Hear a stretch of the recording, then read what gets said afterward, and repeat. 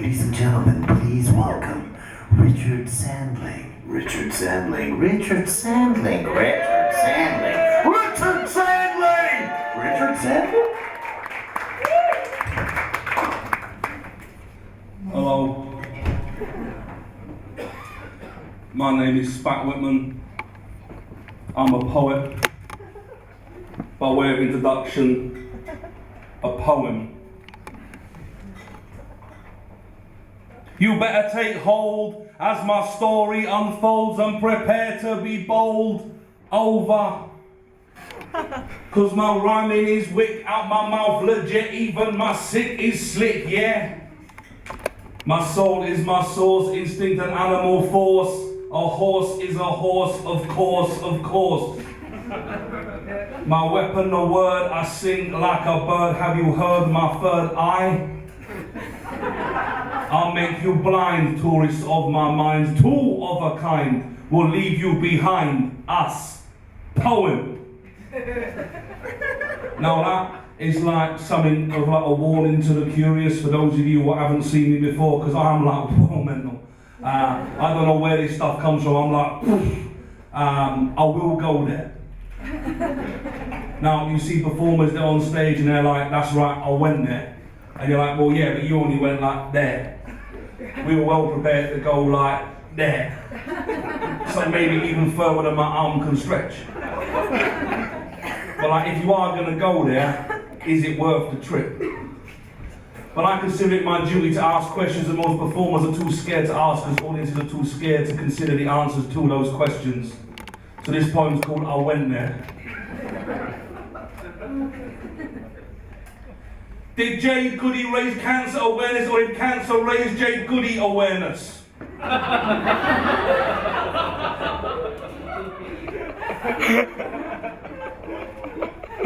If violence is always the answer, maybe you should stop asking the question.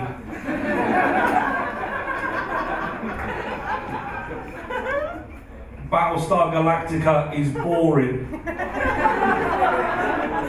Poem. Now, when people hear that, they say, but Spat, that seemed a little bit more left-wing, a little bit more right-wing than I was led to believe from the guff what I read in the papers and that. You have to understand, I do not care about wings. The truth does not have wings. Yet it still soars, elusive, ever out of reach, and I am only interested in seeking the truth. It is my duty to find the truth, to follow it, to have the audience come with me, no matter how uncomfortable it is for me to go on that journey, or for you to come on that journey with me. This is why the establishment has labelled me the Rorschach of poetry. Because I cannot be silenced, I will not be controlled, I cannot be contained, I will not compromise even in the face of Armageddon. But when the world looks up to me and shouts, save us, I will say yes. This next poem is about health. Actually, no. I'll do a poem about money, because money is well important. Class, particularly, is a terrible, terrible thing. I myself am a victim of class snobbery, because people seem to think that just because I was born in Buckinghamshire and I'm independently wealthy and have never had to work a day in my life, but that somehow invalidates me from being a working class hero. I so obviously am. But what people don't seem to realise is class ain't about what's in here. It's about what's in here. And like the great poet and philosopher Bernard Manning once said, just because you're born in a stable, don't make you a Norse. So I've written this poem about class, and it's called Class. Class, classless, classlessness, depressed, care, careless, carelessness, impressed. The hamster in the cage, his wheel fueled by rage and stuffed cheeks fit to burst in and bursting to fit in. Astoundingly good, sounds like it should, it cries. Shadows are cast but cannot help ITV. The man in the moon has hired a goon to bleed, and a stitch in time saves 999 from itself. Poem.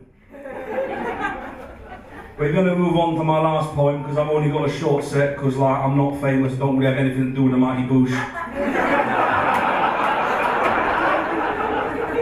I'm basically the Israel of his Eurovision Song Contest. I've no real business being there. Makes no sense, but here I am. So I'd like to finish with a song about the current coalition government. Myself, I'm not a fan. Never trust a posh bloke unless it's Sherlock Holmes.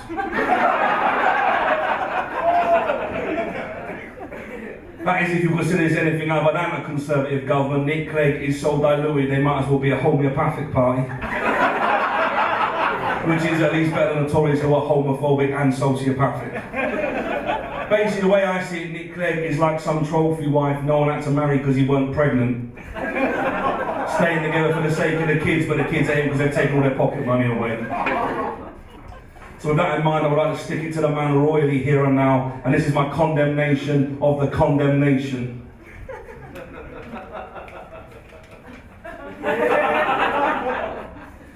You're so rich and you're so vain and so inbred, you are insane. More posh white blokes than an Oxbridge Review. You're the BNP for the privileged few. What sort of message you think it sends to only employ all your friends? Overprivileged and underqualified dross are who you want to be the boss. A traceable family history don't make you a leader of industry. Life experience shouldn't be beaten by mummy and daddy paying for eating. Don't forget it's because we were sick of brown you got your chance to lord around. You didn't even really win till Clegg betrayed those who voted for him. You want to stop scroungers? Great, start with your tax dodging billionaire mates. You take it all, give nothing back. Well listen up, I'm not alright Jack. You find gays and atheists abroad. You want to lynch us if we use a torrent. We want jobs, not volunteering. Now you promised when electioneering you would never work for free. So stuff your big society and stop saying it's a spending cap as your excuse for melting Britain down for scrap. You've no respect for what's already there. You make cuts without care. You are the national disgrace. You treat Britain like Michael Jackson treated his face. Poem.